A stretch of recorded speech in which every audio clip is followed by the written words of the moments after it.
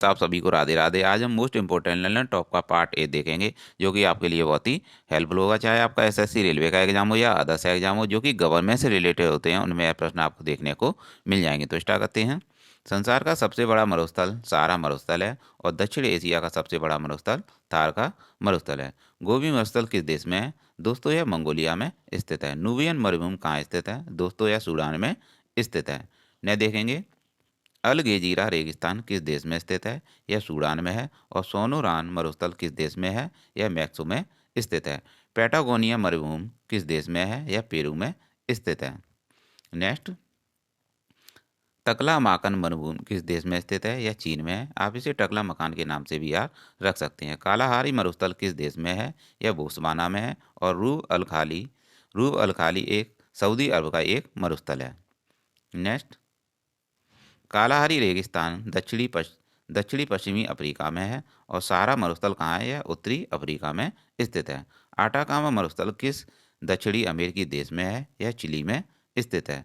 मरुद्वीप किससे संबंधित है? यह रेगिस्तान से संबंधित है। इन्हें देखेंगे दोस्तों। भारत में आने वाली विदेशी शक्तियों में सबसे पहले कौन आया? तो सबसे पहले पुर्तगाली आए थे और इनका केंद्र गोवा था। इन्होंने ही तंबाकू की खेती करना सिखाया था। सुप्रीम कोर्ट एक अभिलेख न्यायालय है। इसका आर्टिकल 129 है। आर्कोलॉजिकल सर्वे ऑफ इंडिया की स्थापना कनिंगम में हुई थी 1861 में। और जंतु जगत का सबसे बड़ा संघ आर्थ्रोपोडा होता है। नेक्स्ट, प्रयाग प्रशस्ति के रचयिता कौन थे? प्रयाग प्रशस्ति के रचयिता हर्षेण हैं। यह समुद्रगुप्त के समय के हैं। यह बीड़ा वादक थे और समुद्रगुप्त को भारत का नेपोलियन भी कहा जाता है। हैदराबाद में पहला गोल्ड एटीएम स्थापित किया गया है। और यहीं विंग्स इंडिया इससे ही संबंधित है। Tree city of the world Hyderabad और मुंबई को कहा जाता है। ओजोन को मापने की इकाई डॉप्सन है, जो कि आपको याद रखनी है क्योंकि आपके एग्जाम के लिए बहुत ही इंपॉर्टेंट है। विश्व विश्व के शीत मरुस्थल को अन्य किस नाम से जाना जाता है? तो टुंड्रा के नाम से जाना जाता है। विश्व का सबसे बड़ा शीत मरुस्थल गोबी का मरुस्थल है। और विश्व में सबसे शुष्कतम मरुस्थल आटाकामा है। विश्व का मरुस्थल विहीन महाद्वीप अफ्रीका है। तो आप इन पॉइंटों को याद रखिएगा क्योंकि आपको यह पॉइंट आगामी एग्जाम में देखने को मिल जाएंगे। संसार का सबसे बड़ा मरुस्थल सहारा मरुस्थल है। और दक्षिण एशिया का सबसे बड़ा मरुस्थल थार का है। यह प्रश्न दोबारा से रिपीट हो गया है, तो आप इसको देख लीजिएगा। गोबी मरुस्थल किस देश में स्थित है दोस्तों? यह मंगोलिया में स्थित है। नूबियन मरुभूमि सूडान में है। और अल गेजिरा रेगिस्तान सूडान में है। ये दोनों ही सूडान से रिलेटेड हैं। ऑस्ट्रेलिया एवं पापुआ न्यू गिनी को कौन अलग करता है? टोरस की जनसंधि अलग करती है। पाक जनसंधि भारत एवं श्रीलंका को अलग करती है। और बेरिंग जलद मरुमध्य अलग करता है। आर्कटिक महासागर को और प्रशांत महासागर को अलग करता है। तो आपको याद रखना कि बेरिंग की जलसंधि आर्कटिक महासागर और प्रशांत महासागर को अलग करते हैं। मलक्का जलसंधि अंडमान सागर और दक्षिणी चीन सागर को अलग करती है। इन्हें देखेंगे। कौन सी जलसंधि अंतर्राष्ट्रीय तिथि रेखा के समांतर स्थित है? तो बेरिंग की जलसंधि। इससे तो राइट आंसर इसका है बेरिंग की जलसंधि। तो आप इसको याद रखिएगा कि कौन सी जलसंधि अंतर्राष्ट्रीय तिथि रेखा के समांतर स्थित है? तो बेरिंग की जलसंधि। विश्व की सबसे चौड़ी जलसंधि कौन सी है? तो डेविस जलसंधि है। तो राइट आंसर इसका है डेविस जलसंधि। बेरिंग जलसंधि किन दो भागों को अलग अलग करती है? तो एशिया और उत्तरी अमेरिका को अलग करती है। तो यहाँ पे कर लीजिएगा करना, ये थोड़ा यहाँ पे मिस हो गया है। हार्मुज जलसंधि, यह प्रश्न आप याद रखिएगा। बेरिंग जलसंधि किन दो भागों को अलग करती है? एशिया और उत्तरी अमेरिका। हार्मुज जलसंधि किन दो देशों को अलग करती है? ईरान और ओमान। फ्रेंड्स, मैं आपके लिए बहुत ही अच्छे प्रश्न लेकर आया हूं जो कि आपको आगामी एग्जाम में देखने को मिल जाते हैं। तो फ्रेंड्स, आप लोगों से यही रिक्वेस्ट है कि आप चैनल को लाइक और सब्सक्राइब जरूर कीजिएगा। अभी मेरे इतने अभी सब्सक्राइब भी नहीं हुए हैं, लगभग मैं अभी 650 के करीब पहुँचा हूँ। तो प्लीज़ आप लोगों से रिक्वेस्ट है कि चैनल को आप बढ़ाइएगा। आपका जब तक प्यार नहीं मिलेगा तब तक कुछ नहीं हो सकता। तो आप तो प्लीज़ चैनल को लाइक और सब्सक्राइब जरूर कीजिएगा। ने देखते हैं। जिब्राल्टर जल संधि किन देशों को अलग करती है? स्पेन और मोरक्को को अलग करती है। इंग्लिश चैनल स्थित है इंग्लैंड एवं फ्रांस के बीच। 10 डिग्री चैनल अलग करता है अंडमान अंडमान को निकोबार द्वीप से अलग करता है। ग्रेट चैनल अलग करता है ग्रेट निकोबार को सुमात्रा से। तो आपको यहाँ पे ये दोनों पॉइंट याद रखने हैं कि 10 डिग्री, यह प्रश्न आ जाता है, यह प्रश्न बार बार रिपीट हो जाता है। 10 डिग्री चैनल अलग करता है अंडमान और निकोबार द्वीप को अलग करता है। ग्रेट चैनल अलग करता है ग्रेट निकोबार को सुमात्रा से अलग करता है। इन्हें देखेंगे। ओजोन परत समताप मंडल में पाई जाती है। ये पराबैंगनी किरण को रोकने का काम करती हैं। ओजोन छिद्र की खोज किसने की थी? फोरमैन ने की थी। और मॉन्ट्रियल प्रोटोकॉल 16 सितंबर 1987 को कनाडा में हुआ था, जो कि ओजोन परत के संरक्षण के लिए हुआ था। ओजोन परत समताप मंडल में पाई जाती है। तो आप इस पॉइंट को याद रखिएगा, बहुत ही इंपॉर्टेंट है। किस विटामिन की कमी से बांझपन उत्पन्न होता है? तो विटामिन ई की कमी से बांझपन उत्पन्न होता है। यह देखेंगे। विटामिन ए का नाम रेटिनॉल है और विटामिन सी का नाम एस्कॉर्बिक अम्ल है और विटामिन डी का नाम कैल्सीफेरॉल है। विटामिन ई का नाम टैकोफेरॉल है और विटामिन के का नाम फिलोक्विनोन है। विटामिन बी 12 का नाम साइनोकोविलिन है। तो फ्रेंड्स, आप इन प्रश्नों को याद रखिएगा, बहुत ही अच्छे प्रश्न हैं। भारत में सामुदायिक विकास कार्यक्रम किस पंचवर्षीय योजना में शुरू हुआ था? तो 1952 में हुआ था। और पहली पंचवर्षीय योजना 1951 से 1956 तक की है। यह हैरत डोमर मॉडल पर आधारित थी। यह देखेंगे। खाद्य और कृषि संगठन का मुख्यालय कहाँ है? इसका मुख्यालय रोम, इटली में है। और यह 16 अक्टूबर 1945 को इसकी स्थापना होती है और 16 अक्टूबर को विश्व खाद्य दिवस मनाया जाता है। बौद्ध धर्म किस बौद्ध संगति में दो संप्रदाय में विभक्त हो गया था? तो चौथी बौद्ध संगति में अलग हो गया था और यह हीनयान और महायान हो गया था। दो भागों में विभक्त हो गया था, हीनयान और महायान में। ब्रह्मोस मिसाइल फिलीपींस को दी है। ब्रह्मोस मिसाइल फिलीपींस को दी है। यह देखेंगे। भूमध्य सागर और अटलांटिक महासागर को जोड़ने वाली जनसंधि जिब्राल्टर जनसंधि है। मेडागास्कर एवं अफ्रीकी मुख्य भूमि के बीच स्थित है मोजाम्बिक चैनल। हार्मुज जनसंधि किन दो खाड़ियों को आपस में जोड़ती है? तो फारस की खाड़ी तथा ओमान की खाड़ी आपस में जोड़ती है। तो फ्रेंड्स, आप इस प्रश्न को याद रखिएगा। हार्मुज जनसंधि किन दो खाड़ियों को आपस में जोड़ती है? फारस की खाड़ी और ओमान की खाड़ी को आपस में जोड़ती है। और यह भी प्रश्न आपके लिए इंपॉर्टेंट है। भूमध्य सागर एवं अटलांटिक महासागर को जोड़ने वाली जनसंधि जिब्राल्टर जलसंधि है। इन्हें देखेंगे। प्रवाल भित्ति है समुद्री जीवों द्वारा निर्मित भित्ति है। ग्रेट बैरियर रीफ ऑस्ट्रेलिया के समीप स्थित है। तो आपको इसको याद रखना है कि ग्रेट बैरियर रीफ कहाँ स्थित है? ऑस्ट्रेलिया में स्थित है। विश्व की सबसे बड़ी प्रवाल भित्ति ग्रेट बैरियर कहाँ स्थित है? यह ऑस्ट्रेलिया के पूर्वी तट पर स्थित है। विश्व में सबसे बड़ी खाड़ी बंगाल की खाड़ी है। और सारगैसो क्या है? सारगैसो समुद्री घास है। सबसे लवड़ी सागर मृत सागर है। और प्रवाल क्या है? प्रवाल एक समुद्री जीव है। डोनियर विमान 228 श्रीलंका को दिया है। और 1940 में कौन पहले व्यक्तिगत सत्याग्रही बने थे? तो आपको इसे याद रखना है कि 1940 में कौन पहले व्यक्तिगत सत्याग्रही बने थे? तो विनोबा भावे बने थे और इन्होंने ही भूदान आंदोलन चलाया था। साइमन कमीशन किस वर्ष भारत में आया था? तो 1928 में आया था और यह बनाया गया था 1927 में। राष्ट्रपति को शपथ कौन दिलाता है? तो राष्ट्रपति को शपथ मुख्य न्यायाधीश दिलाते हैं, जो कि वर्तमान में DY चंद्रचूड़ हैं। इससे पहले UA ललित थे। लानोज घास के मैदान कहाँ स्थित हैं? यह वेनेजुएला में स्थित हैं। तो फ्रेंड्स, आप इन प्रश्नों को याद रखिएगा, बहुत ही इंपॉर्टेंट हैं। ये आपको आगामी एग्जाम में देखने को मिल जाएंगे। 1940 में कौन पहले व्यक्तिगत सत्याग्रही थे? तो विनोबा भावे थे, जिनका संबंध भूदान आंदोलन से है। साइमन कमीशन किस वर्ष आया था? 1928 में आया था और यह कब बना था? 1927 में। राष्ट्रपति को शपथ कौन दिलाता है? मुख्य न्यायाधीश दिलाते हैं, जो कि वर्तमान में DY चंद्रचूड़ हैं। लानोज घास के स्थान कहाँ स्थित हैं? वेनेजुएला में हैं। LPG और CNG का प्रमुख घटक क्या है? तो LPG में ब्यूटेन और प्रोपेन पाया जाता है और जबकि मीथेन CNG का घटक है। डाउन्स घास के स्थान ऑस्ट्रेलिया में पाए जाते हैं। दोस्तों, और बेस घास के स्थान दोस्तों दक्षिण अफ्रीका में पाए जाते हैं। पंपास घास के स्थान दोस्तों अर्जेंटीना में पाए जाते हैं। तो आप इनको भी याद रखिएगा। न देखेंगे स्कर्वी रोग किस विटामिन की कमी से होता है? विटामिन सी की कमी से होता है। पेप्सिन एंजाइम है। ग्लूकोज ग्लूकोज का ग्लाइकोजन में परिवर्तन यकृत में होता है। इसका संग्रह यकृत तथा पेशियों में होता है। तो ग्लूकोज ग्लूकोज का ग्लाइकोजन में परिवर्तन यकृत में होता है और इसका संग्रह यकृत तथा पेशियों में होता है। वह कौन सा तत्व है वह कौन सा तत्व है जो दंत इनेमल को कठोर बनाता है? फ्लोरीन। तो इसका राइट आंसर है फ्लोरीन। पित्त का मुख्य कार्य है पाचन तथा शोषण हेतु वसा का इमल्सन करना। तो आप इसको याद रखिएगा, पित्त का मुख्य कार्य क्या होता है? पाचन तथा शोषण हेतु वसा का इमल्सन करना। न देखेंगे बेरी रोग किस विटामिन की कमी से होता है? दोस्तों यह विटामिन B1 की कमी से होता है। मेढक में दांत होते हैं होमोडोंट।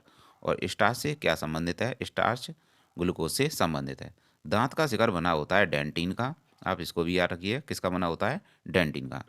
स्कर्वी रोग किस विटामिन की कमी से होता है? दोस्तों यह विटामिन सी की कमी से होता है। यकृत द्वारा बनाया पित्त पित्ताशय में किसके द्वारा पहुंचता है? तो सिस्टिक के द्वारा पहुंचता है। किस विटामिन को हार्मोन भी कहते हैं? तो विटामिन डी को कहते हैं। रेनिन का स्त्रवण करने वाला अंग है आमाशय। आर्कियोप्टेरिक्स किनका संयोजक था? तो यह सरीसृप व पक्षियों का संयोजक था। समवर्ती अंग हैं चमगादड़ के पंख व तितली के पंख। तो यह प्रश्न अक्सर आ जाता है। तो समवर्ती अंग हैं चमगादड़ के और तितली के पंख। न देखेंगे जनन क्षमता में कमी होती है विटामिन ई की कमी से। और विटामिन की विटामिन की खोज किसने की थी? विटामिन की खोज फुंक ने की थी। डीएनए में होते हैं, डीएनए में न्यूक्लियोटाइड्स होते हैं। और कौन सा कार्बोहाइड्रेट मोनोसैकराइड है? तो वह ग्लूकोज एवं फ्रक्टोज है। ग्लूकोज एवं फ्रक्टोज है। न देखेंगे बुकर पुरस्कार जीतने वाली पहली भारतीय महिला कौन कौन थी? तो वह अरुंधति राय थी। और अंतर्राष्ट्रीय, यहाँ पे आपको ध्यान देना होगा कि बुकर पुरस्कार जीतने वाली पहली भारतीय महिला की बात हो रही है, वह अरुंधति राय हैं। और जबकि अंतर्राष्ट्रीय बुकर पुरस्कार जीतने वाली पहली भारतीय महिला गीतांजलि श्री हैं। भारत में शास्त्रीय नृत्य और भाषा कितनी है? शास्त्रीय नृत्य 8 हैं और जबकि भाषा 6 हैं। सबसे पुरानी भाषा तमिल है जो कि 2004 की है। सबसे पुराना शास्त्रीय नृत्य कौन सा है? भरतनाट्यम है। तो आप इन प्रश्नों को याद रखिएगा फ्रेंड्स, क्लास का बार बार रिवीजन करिएगा क्योंकि यही प्रश्न आएंगे और यही प्रश्न आगे पीछे होते रहेंगे। तो आप इन प्रश्नों को याद रखिएगा, बार बार रिवीजन में रखिएगा। सबसे नया शास्त्रीय नृत्य कौन सा है? तो वह सत्रिया है। लाल कुर्ती दल का नेता कौन था? तो लाल कुर्ती दल का नेता खान अब्दुल गफ्फार खान थे। इन्हीं को सीमांत क्रांति के नाम से भी जाना जाता है। इनको भारत रत्न दिया गया था और लाल कुर्ती दल को ही खुदाई खिदमतगार के नाम से भी जाना जाता है। तो आपके पॉइंट ये समझ में आ गया होगा कि लाल कुर्ती दल का नेता कौन था? खान अब्दुल गफ्फार खान थे और इन्हीं को सीमांत क्रांति के नाम से जाना जाता है। इनको भारत रत्न भी दिया गया था और लाल कुर्ती जो दल था इसको खुदाई खिदमतगार के नाम से भी जाना जाता है। नेक्स्ट देखेंगे प्रथम बौद्ध संगति राजगृह में हुई थी और अजात शत्रु के शासनकाल में हुई थी। द्वितीय बौद्ध संगति वैशाली में कालाशोक के शासनकाल में हुई थी। और तृतीय बौद्ध संगति पाटलिपुत्र में कहाँ हुई थी? पाटलिपुत्र में अशोक के शासनकाल में हुई थी। और चौथी वाली कहाँ हुई थी? कुंडल वन में हुई थी जो कि वसुमित्र के शासनकाल में हुई थी। तो दोस्तों ये बौद्ध संगतियाँ बहुत ही इंपॉर्टेंट है, आपको याद रखनी है। तो एक बार और मैं इन्हें रिवाइज करा देता हूँ कि प्रथम बौद्ध शक्ति कहाँ हुई थी? राजगृह में हुई थी। और किसके शासनकाल में हुई थी? अजातशत्रु के शासनकाल में हुई थी। द्वितीय बौद्ध संगति वैशाली में हुई थी और किसके शासनकाल में हुई थी? कालाशोक के शासनकाल में हुई थी। तृतीय बौद्ध संगति पाटलिपुत्र में हुई थी जो कि अशोक के शासनकाल में हुई थी। चतुर्थीय बौद्ध संगति कुंडलवन में हुई थी और यह वसुमित्र के शासन काल में हुई थी। तो आपको पहली और दूसरी तो आपको याद रखनी ही है। ईसाई धर्म के संस्थापक कौन थे? ईसा मसीह थे। कौन थे? ईसा मसीहा थे। ईसाई धर्म के संस्थापक कौन थे? ईसा मसीहा थे। और इस्लाम धर्म के संस्थापक कौन थे? हजरत मोहम्मद थे। नंद वंश का संस्थापक कौन था? महापद्म नंद था। और पाल वंश का संस्थापक गोपाल था। और परमार वंश का संस्थापक कौन था? उपेंद्र था। ने देखेंगे हिंदी का साहित्य अकादमी पुरस्कार 2021 दया प्रकाश सिन्हा को दिया गया है और इन्हें यह दिया गया है सम्राट अशोक के लिए। तो फ्रेंड्स आपको याद रखना है यह 2021 के और 2022 वाले आप इन्हें रट लीजिएगा। हिंदी का साहित्य अकादमी पुरस्कार 2021 का दया प्रकाश सिन्हा को सम्राट अशोक के लिए दिया गया है और अंग्रेजी का साहित्य अकादमी पुरस्कार 2021 नामिता गोखले को दिया गया है। थिंग्स टू लीव बिहाइंड उपन्यास के लिए इन्हें दिया गया है। ने देखेंगे 2022 का हिंदी का साहित्य अकादमी पुरस्कार 2022 बद्री नारायण को दिया गया है तुमड़ी शब्द के लिए। यह एक कविता संग्रह है। और अंग्रेजी का साहित्य अकादमी पुरस्कार 2022 अनुराधा रॉय को दिया गया है all the lifes never lived उपन्यास के लिए। तो याद रखिएगा आप इन्हें। राजस्थानी का साहित्य अकादमी पुरस्कार 2022 कमला रंगा को दिया गया। किसे दिया गया? कमला रंगा को। किसके लिए? अलेखू अम्बा नाटक के लिए दिया गया है। दोस्तों नेक्स्ट देखेंगे वर्तमान विदेश सचिव कौन है? विनय मोहन क्वात्रा हैं। और मनरेगा 2005 का एक्ट है और इसे लागू किया गया था 2 फरवरी 2006 को। और इसका नाम कब मनरेगा नाम कब पड़ा था? 2009 को पड़ा था। और यह ग्रामीण विकास मंत्रालय के अधीन आता है। मनरेगा के लोकपाल कौन है? मनरेगा के लोकपाल एन के ओझा बनाए गए हैं। कौन सा महासागर एस आकृति का है? कौन सा महासागर एस आकृति का है? अटलांटिक महासागर। दुनिया का सबसे बड़ा महासागर प्रशांत महासागर है। और लोकपाल के पहले अध्यक्ष कौन थे? पिनाकी चंद घोष थे। मैग्नीशियम का परमाणु क्रमांक 12 होता है और इसको मिल्क ऑफ मैग्नीशिया भी कहा जाता है। किसे? मैग्नीशियम को। राज्यपाल की योग्यता के लिए न्यूनतम आयु कितनी होती है? तो मैंने अभी बताता हूँ इकट्ठे साथ ही साथ। वोट डालने की उम्र 18 वर्ष होती है जो कि 61वां संविधान संशोधन है। लोकसभा के लिए 25 वर्ष होती है और राज्यसभा के लिए उम्र 30 वर्ष होती है। और राष्ट्रपति, उपराष्ट्रपति और राज्यपाल इन तीनों के लिए 35 होती है। बहादुर शाह जफर को गिरफ्तार करके कहाँ रखा गया था? रंगून में रखा गया था, जिसे म्यांमार भी कहा जाते हैं, जो कि वर्तमान में बर्मा के नाम से जाना जाता है। पोंगल जल्लीकट्टू तमिलनाडु के त्यौहार हैं। और कंबाला दौड़, इसे कंबाला दौड़ कहते हैं, जो कि कर्नाटक की है। राष्ट्रीय आय की गणना सर्वप्रथम किसने की थी? दादा भाई नेहरू ने की थी। और शिक्षा का अधिकार किस अनुच्छेद में है? यह अनुच्छेद 21A में है, जो कि 86वां संविधान संशोधन है। शिक्षा का अधिकार राइट टू एजुकेशन 2009 का है। ने देखेंगे हरित क्रांति गेहूं और चावल के लिए थी और इसके जनक MS स्वामीनाथन थे।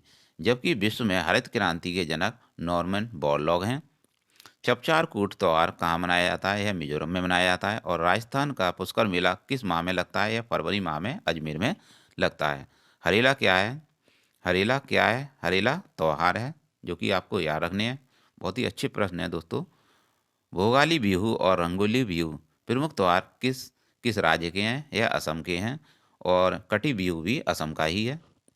छठ त्यौहार किस राज्य का है? छठ त्यौहार बिहार का है।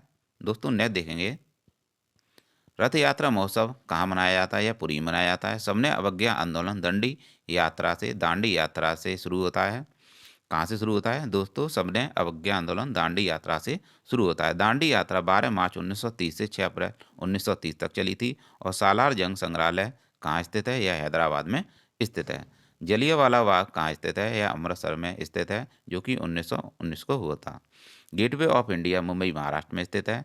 विश्व विख्यात रॉक गार्डन कहाँ स्थित है दोस्तों? यह चंडीगढ़ में स्थित है। दोस्तों नेक्स्ट देखेंगे शेरशाह का मकबरा कहाँ स्थित है दोस्तों? यह सासाराम में स्थित है। श्री कृष्ण विज्ञान केंद्र कहाँ स्थित है दोस्तों? यह पटना बिहार में स्थित है। सांची का महान स्तूप कहाँ स्थित है दोस्तों? यह मध्य प्रदेश में स्थित है। खुदा बख्श ओरिएंटल पब्लिक लाइब्रेरी स्थित है पटना बिहार में। विनोबा भावे द्वारा स्थापित पवनार आश्रम कहाँ स्थित है? यह महाराष्ट्र में स्थित है। और प्रख्यात सांस्कृतिक केंद्र भारत भवन कहाँ स्थित है? यह भोपाल में स्थित है। भोपाल मध्य प्रदेश में स्थित है। पर्वतीय नगर मंसूरी कहाँ है? यह उत्तराखंड में है। और डलहौजी पर्वतीय शेरगाह हिमाचल प्रदेश में स्थित है। लैंसडाउन पर्वतीय नगर उत्तराखंड में है। दोस्तों ने देखेंगे आनंद भवन इलाहाबाद में है, और शालीमार बाग और निशात बाग ये कहाँ है, यह श्रीनगर में स्थित हैं। ने देखेंगे विवेकानंद रॉक मेमोरियल कहाँ है, यह रामेश्वरम में है। कहाँ है ये, रामेश्वरम में है। ने देखेंगे ऑस्ट्रेलियन ओपन 2022 का खिताब महिला सिंगल्स में एशले बार्टी को मिला है, और पुरुष सिंगल्स में राफेल नडाल को दिया गया है। World games athlete of the year 2021 पिया श्रीजेश को चुना गया है, जो कि बेस्ट गोलकीपर हैं। भारत का वन क्षेत्र में तीसरा स्थान है। टाइम्स हायर एजुकेशन ने वर्ल्ड यूनिवर्सिटी रैंकिंग जारी की है, और प्रथम स्थान इसमें ऑक्सफोर्ड यूनिवर्सिटी का है, और दूसरा स्थान इसमें हार्वर्ड यूनिवर्सिटी का है। ने देखेंगे लेखा महानियंत्रक वर्तमान में सोनाली सिंह है, और नियंत्रक महालेखा परीक्षक गिरीश चंद मुर्मू है, और राष्ट्रपति इनको नियुक्त करते हैं। इग्लू कैफे गुलमर्ग जम्मू कश्मीर में स्थित हैं, और बर्फ के घरों को इग्लू कैफे कहा जाता है। यहीं एस्किमो जनजाति पाई जाती है टुंडा प्रदेश में एस्किमो जनजाति पाई जाती है। जीएसटी 1 जुलाई 2017 को लागू होती है। 101वां संविधान संशोधन है। जीएसटी अप्रत्यक्ष कर है। जीएसटी को विजय केलकर समिति की सिफारिश पर लागू किया गया था। दोस्तों मणिपुर से रिलेटेड पॉइंट देखेंगे। काबुल नामजाओ नेशनल पार्क, लोकटक झील, थांगटा मार्शल आर्ट और सिरोही लिली फेस्टिवल मणिपुरी के ही हैं। अनुच्छेद 280 वित्त आयोग से संबंधित है, और इसके हेड केसी नियोगी थे। 44वां संविधान संशोधन 1978 का है, जो कि और इसके तहत संपत्ति के अधिकार को विधिक अधिकार में लाया गया। डियागो माराडोना का निधन हो गया। यह फुटबॉल के खिलाड़ी थे, जो कि अर्जेंटीना के थे। तो आपको यह पॉइंट याद रखने हैं, बहुत ही अच्छे पॉइंट हैं। रिलायंस इंडस्ट्री ने देश का पहला मल्टी मॉडल लॉजिस्टिक पार्क कहाँ स्थापित किया है, चेन्नई में स्थापित किया है। अंडर वाटर मेट्रो कोलकाता में हुगली नदी के नीचे शुभारंभ हो रही है। तो पोंगल, जल्लीकट्टू, डोगोंग संरक्षण केंद्र यह सभी तमिलनाडु से रिलेटेड हैं, तमिलनाडु में स्थित हैं। और कोरोमंडल कोस्ट तमिलनाडु के कोस्ट को कहा जाता है। कुडनकुलम परमाणु संयंत्र और कलपक्कम यह तमिलनाडु में ही हैं। तो बहुत सारे ये पॉइंट ये हैं, यह तमिलनाडु के ही हैं। तमिलनाडु का शास्त्रीय नृत्य भरतनाट्यम है, और पहली शास्त्रीय भाषा 2004 की है, जो कि तमिल है। पहली शास्त्रीय भाषा और सबसे पुरानी भाषा वह तमिल है, जो कि 2004 की है। मीनाक्षी मंदिर द्रविड़ शैली में है, जो कि मदुरई में तमिलनाडु में स्थित है, और यह बैगई नदी के किनारे स्थित है। न देखेंगे दोस्तों लोथल किस नदी के किनारे स्थित है, यह भोगवा नदी के किनारे स्थित है। कालीबंगा किस नदी के किनारे है, घग्गर नदी के किनारे है। हड़प्पा सभ्यता में हल जोते गए खेतों के साज कालीबंगा में मिले हैं। सैंधव सभ्यता की ईंटों का अलंकरण कालीबंगा में मिला है। मोहनजोदड़ो कहाँ स्थित है, यह सिंध में स्थित है। दोस्तों सिंधु सभ्यता में बृहत स्नानागार मोहनजोदड़ो में पाया गया है। और सिंधु सभ्यता की मुद्रा में किस देवता की समतुल्य चित्र मिलता है, तो आदि शिव का चित्र मिलता है। मोहनजोदड़ो को अन्य किस नाम से जाना जाता है, मोहनजोदड़ो को मृतकों का टीला के नाम से भी जाना जाता है। हड़प्पा सभ्यता का प्रचलित नाम सिंधु घाटी की सभ्यता है। और सैंधव स्थलों उत्खननों से प्राप्त मोहरों पर किस पशु के चित्र अंकित मिले हैं, तो बैल के चित्र अंकित मिले हैं। किसके चित्र मिले हैं, बैल के। सैंधव स्थल हैं उसके उत्खनन से प्राप्त मोहरों पर किसके चित्र मिले हैं, बैल के चित्र मिले हैं। सिंधु घाटी सभ्यता अपने नगर नियोजन के लिए जानी जाती है। और सिंधु सभ्यता का कौन सा स्थान भारत में स्थित है, लोथल गुजरात में स्थित है। दोस्तों आप इस क्लास को ले लेंगे तो आपकी बहुत सी सारी समस्याएं सॉल्व हो जाएंगी। तो यह प्रश्न आपको एग्जाम में मिल जाएंगे, और आपको एक अच्छा कॉन्सेप्ट भी मिल जाएगा। संचार उपग्रह GSAT-24 का सफल प्रक्षेपण कोरू फ्रेंच गुयाना से किया गया था, और कंबोडिया की राजधानी नोम पे है। ब्रिक्स के 14वें शिखर सम्मेलन 2022 की अध्यक्षता चीन ने की, और साउथ अफ्रीका 2023 में करेगा। भारत और चीन के मध्य मेकमोहन रेखा स्थित है। पेंगोंग झील लद्दाख में स्थित है। और रणजी ट्रॉफी 21-22 का खिताब मध्य प्रदेश ने जीत लिया है। ने देखेंगे दोस्तों नीति आयोग की स्थापना 1 जनवरी 2015 को होती है। इसके CEO परमेश्वर अय्यर हैं, और इसके जो हेड होते हैं वह स्वयं प्रधानमंत्री होते हैं, जो कि वर्तमान में मोदी जी हैं। इसके उपाध्यक्ष सुमन बैरी हैं वर्तमान में। भारतीय संविधान को अपनाया गया था संविधान सभा द्वारा। संविधान निर्माती सभा में झंडा समिति के अध्यक्ष जे बी कृपलानी थे और संविधान सभा द्वारा राष्ट्रीय झंडे की डिजाइन को 22 जुलाई 1947 को अपनाया गया। संविधान को अंतिम रूप से पारित किया गया था 26 नवंबर 1949 को। संविधान सभा द्वारा अंतिम रूप से पारित संविधान में अनुच्छेद और अनुसूचियां कितनी थीं? अनुच्छेद 395 थे और अनुसूचियां 8 थीं। संविधान निर्माण में समय लगा था 2 वर्ष 11 माह 18 दिन, जो कि आपको याद रखना है, बहुत ही इंपॉर्टेंट प्रश्न है। संविधान सभा ने भारत के संविधान को स्वीकृत किया था 26 नवंबर 1949 को और भारतीय संविधान लागू हुआ था 26 जनवरी 1950 को। तो आपको यहाँ पे याद रखना है कि लागू होने की डेट है 26 जनवरी 1950 और जो स्वीकृत किया गया था संविधान को वह 26 नवंबर 1949 को स्वीकृत किया गया था। भारतीय संविधान की आत्मा प्रस्तावना को कहा जाता है और समाजवाद का अर्थ है सामाजिक न्याय। भारत है एक धर्म निरपेक्ष राष्ट्र है। संविधान की प्रस्तावना में प्रथम संशोधन 1976 में हुआ था और भारतीय संविधान किसके द्वारा स्वीकृत है? यह भारत की जनता द्वारा स्वीकृत है। मालाबार नौसेना अभ्यास 2020 भारत, ऑस्ट्रेलिया, जापान और अमेरिका के मध्य है। यह क्वाड देशों का समूह है जो कि चीन को काउंटर करने के लिए बनाया गया। क्वाड की बैठक 2022 की टोक्यो जापान में हुई। ने देखेंगे एक्सरसाइज। धर्मगोजियन एक्सरसाइज भारत और जापान के मध्य है और वज्र प्रहार एक्सरसाइज भारत और अमेरिका के मध्य है। दोस्तों नेक्स्ट देखेंगे, भारत का प्रथम गवर्नर जनरल विलियम बेंटिक था और कागज का आविष्कार चीन ने किया। गौतम बुद्ध का बचपन का नाम सिद्धार्थ था और भारत में सशस्त्र बलों का सर्वोच्च सेनापति राष्ट्रपति होता है। रतौंधी किस विटामिन की कमी से होता है? दोस्तों रतौंधी विटामिन ए की कमी से होता है। यह देखेंगे, पोंगल त्योहार तमिलनाडु का है और तमिलनाडु में ही डोगोंग संरक्षण केंद्र स्थित है और भरतनाट्यम भी तमिलनाडु से ही संबंधित है। गिद्धा और भांगड़ा लोक नृत्य पंजाब के हैं। अभी मैं जीएसटी से रिलेटेड पॉइंट बताए थे तो दोबारा से मैं इसे रिपीट करा रहा हूँ।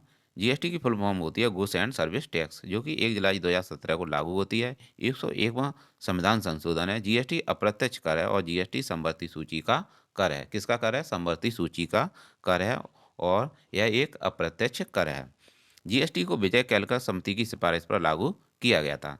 पत्तियों का हरा रंग क्लोरोफिल के कारण होता है और क्लोरोफिल में मैग्नीशियम धातु होती है। पौधों में भोजन का निर्माण प्रकाश संश्लेषण द्वारा होता है। इस क्रिया में पौधे कार्बन डाइऑक्साइड ग्रहण करते हैं और ऑक्सीजन का उत्सर्जन करते हैं।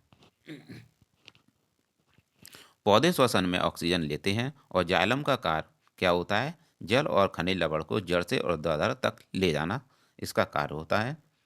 न देखेंगे, फ्लोएम का कार्य पत्ती में जो भोज्य पदार्थ होता है संपूर्ण पौधे में उसे संवहन कराना होता है।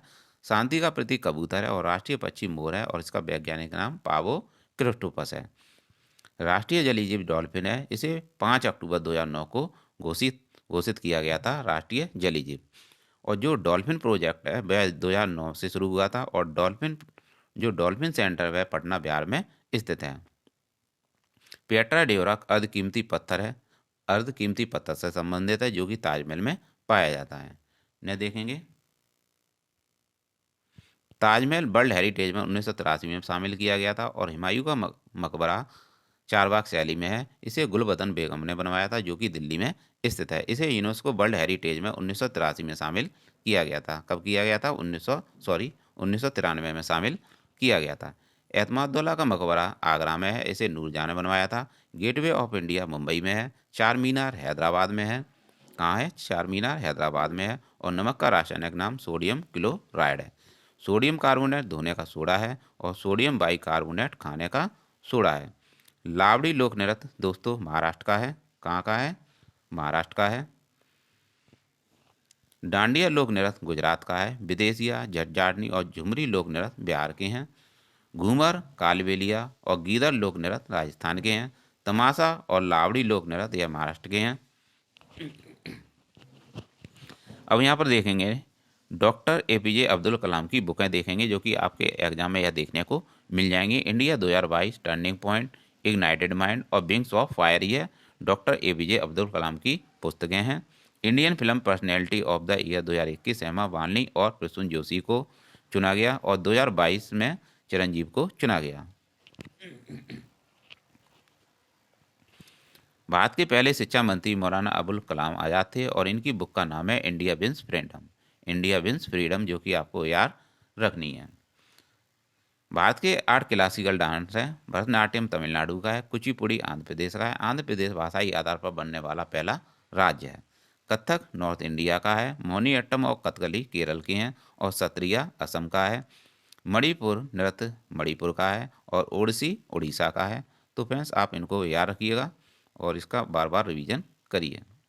इंग्लिश चैनल तैरकर पार करने वाली पहली महिला आरती शाह हैं और इंग्लिश चैनल तैरकर पार करने वाले पहले भारतीय पुरुष मेहर सेन हैं। नर्मदा नदी मध्य प्रदेश में अमरकंटक की पहाड़ियों में स्थित है। यह गलत है। अमरकंटक की पहाड़ियों से निकलती है मध्य प्रदेश में। अरावली की पहाड़ियों से लूनी नदी अरावली की पहाड़ियों से लूनी नदी निकलती है और इसकी सबसे ऊंची चोटी है गुरु शिखर। कौन सी चोटी है? गुरु शिखर। गुरु शिखर इसकी सबसे ऊंची चोटी है, जो माउंट आबू राजस्थान में स्थित है। सतपुड़ा पर्वत श्रेणी मध्य प्रदेश में है और इसकी सबसे ऊंची चोटी धूपगढ़ की चोटी है। न देखेंगे नीलगिरी की पहाड़ियों से रिलेटेड पॉइंट देखेंगे। नीलगिरी की पहाड़ियाँ दोदा बेटा इसकी सबसे ऊंची चोटी है और यहीं टोडा जनजाति पाई जाती है। कौन सी जनजाति? टोडा जनजाति। पश्चिमी और पूर्वी घाट आपस में नीलगिरी की पहाड़ियों में ही मिलते हैं। दोस्तों, नेट देखेंगे नर्मदा नदी मध्य प्रदेश में मेघालय की सबसे ऊंची चोटी अमरकंटक की पहाड़ियों से निकलती है और सोन नदी भी अमरकंटक की पहाड़ियों से निकलती है। दोस्तों, आपको यहाँ पे यह पॉइंट याद रखना है कि नर्मदा नदी और सोन नदी ये दोनों ही नदियाँ अमरकंटक की पहाड़ियों से निकलती हैं। नर्मदा नदी पर धुआंधार जलप्रपात ओंकारेश्वर बांध और सरदार सरोवर बांध स्थित है, जो कि गुजरात में स्थित है। नाखून में प्रोटीन पाया जाता है। प्राथमिक क्षेत्र में कृषि, पशुपालन और मत्स्य पालन आते हैं, जबकि द्वितीय क्षेत्र में उद्योग क्षेत्र आते हैं और तृतीय क्षेत्र में सेवा क्षेत्र आते हैं। तो ये थे। तो फ्रेंड्स, ये था लल्लन टॉप का पार्ट 8, जो कि आपके लिए बहुत ही बेस्ट रहेगा। तो आप इस क्लास को बार बार रिवीजन करिएगा और आपको इससे एक बेहतरीन कॉन्सेप्ट मिलेगा, जिससे कि आप एग्जाम में आने वाले और भी प्रश्नों को भी अच्छे से हल कर सकेंगे। तो फ्रेंड्स, आपको आज की क्लास कैसी लगी तो कमेंट्स बॉक्स में ज़रूर बताइएगा और चैनल को लाइक और सब्सक्राइब जरूर कीजिएगा। तो मिलते हैं नेक्स्ट वीडियो में। Thanks for watching.